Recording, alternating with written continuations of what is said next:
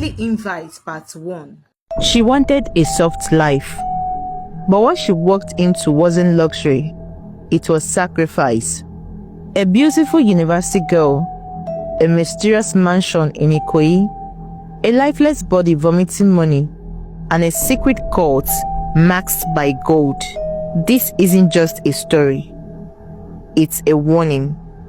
Watch carefully, because not everyone chasing soft life comes back to tell the story. They buried Amira's parents when she was 14. Car crashed on the Enugu Expressway, the kind of nightmare phone call that left silence in a house for years. After that, it was just her and her older brother Chinedu.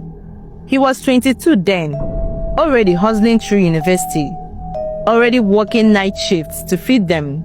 He became father, mother, guardian and therapist, all wrapped into one lanky, overworked boy who became a man too early.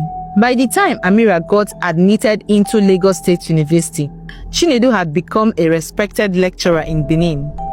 But that didn't stop him from sending a flood of daily texts and voice notes, each one a net trying to catch her before Lagos swallowed her. Mimi, no matter how fine a boy talks, no matter how shiny the car, please, no shortcuts.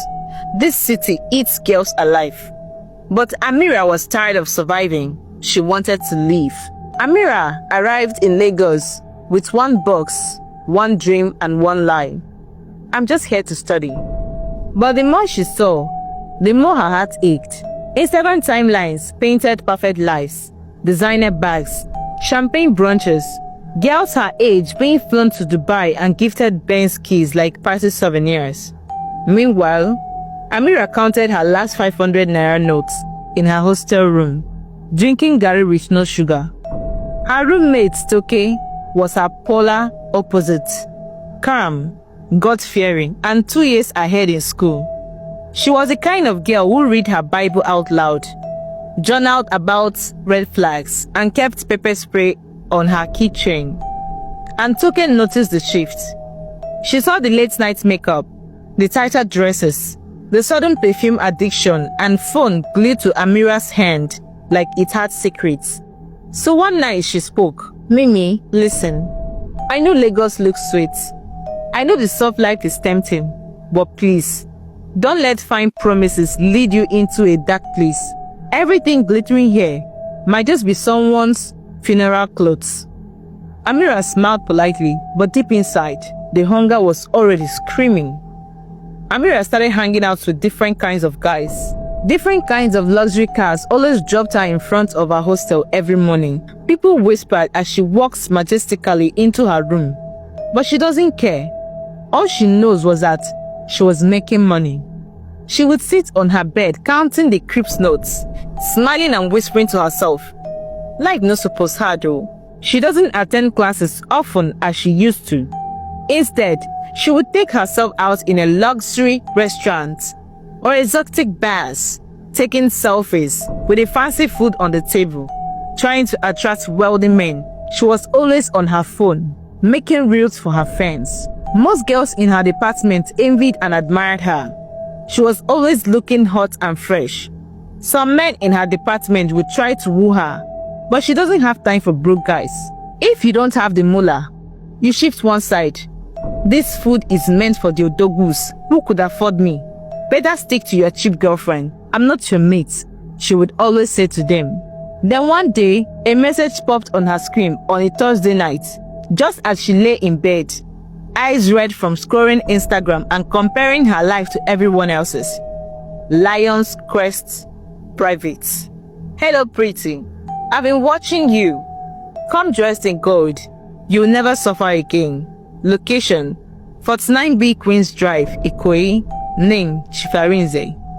The profile had no posts, just a lion as its profile pic. Her heart studied.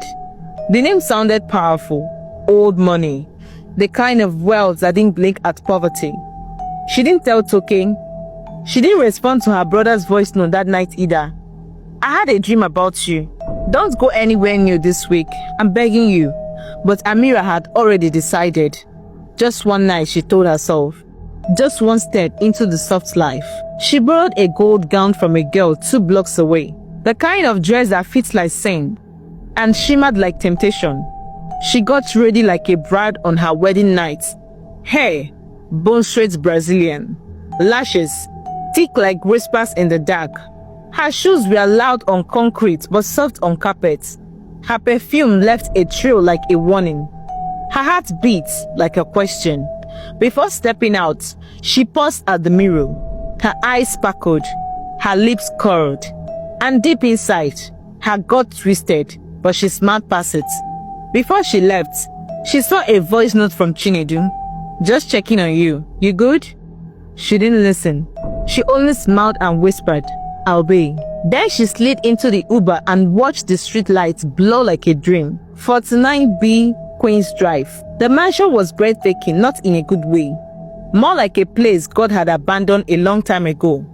Black gates, silent compound, a house that stood too still. The black gates opened before the Uber even stopped. The driver shivered. "Madam, you should say, 'I'm good,'" she cut him off. A maid in pure white opened the front door. Her skin was pale, too pale. Her eyes too still. Her eyes too still. She didn't speak, just handed Amira a golden robe and nodded. Inside, the silence wasn't peaceful. It was pregnant, like something was waiting. Amira noticed 2 girls sitting on the couch, both dressed in gold. Neither of them blinked. Their makeup was perfect. Their faces were blank. Still, Amira said nothing. She adjusted her robe, pressed her lips, and waited.